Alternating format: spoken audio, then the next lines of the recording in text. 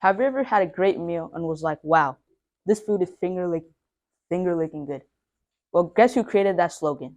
Yup, KFC, the world renowned multi-billion-dollar company known for their delicious fried chicken. Everybody knows what KFC is, and many people have tried it as well. However, a famous restaurant like KFC had to go through a lot of events to gain its fame. To start, KFC was made by a man named Colonel Sanders.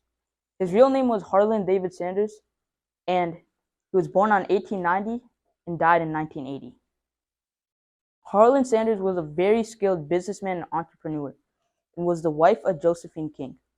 He was raised on a farm and was the eldest of his siblings, and he had to work many jobs as a kid due to his father's death, which gave him many life skills early on, which helped him build KFC. Before KFC, he worked in many businesses and worked as a conductor and even a teacher. However, how did Sanders even get the idea to make KFC? Well, he always had a passion for cooking, and he was taught at the young age of 7 how to cook.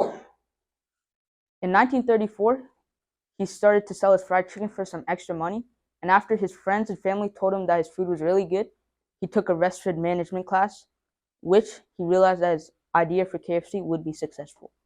And from there, he started to build and expand his business and started to improvise and change his chicken recipe to make it as good as it is today.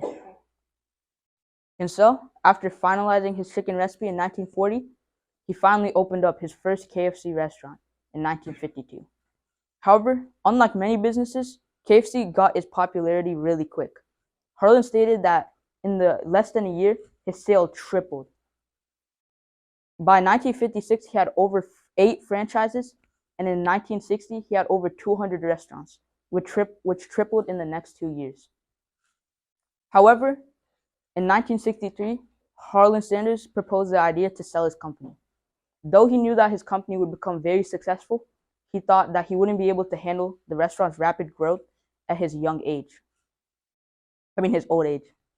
So, he sold his company to Vikrant C. Brown and Eric C. Cartman in 1963 for $2 million. However, after he sold his company, the restaurant's growth didn't stop.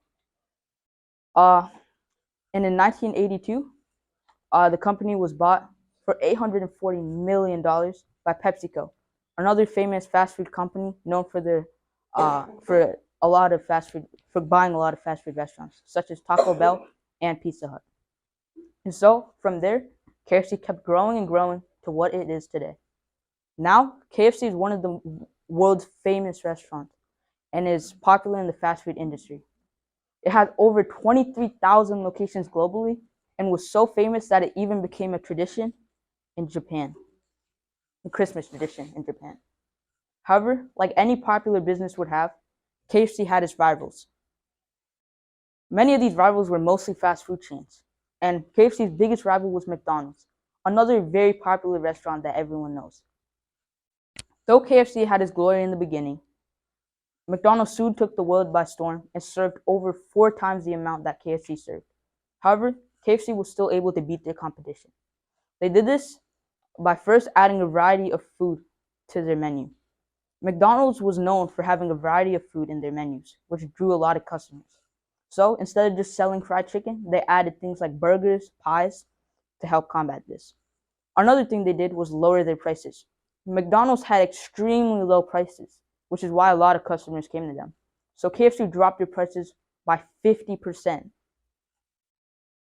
To conclude, KFC's making could not be described in just a few words. It took a lot of events to build up what KFC is today. The next time you eat at a fast food restaurant, take a moment to realize that there was a lot of events that led up to it.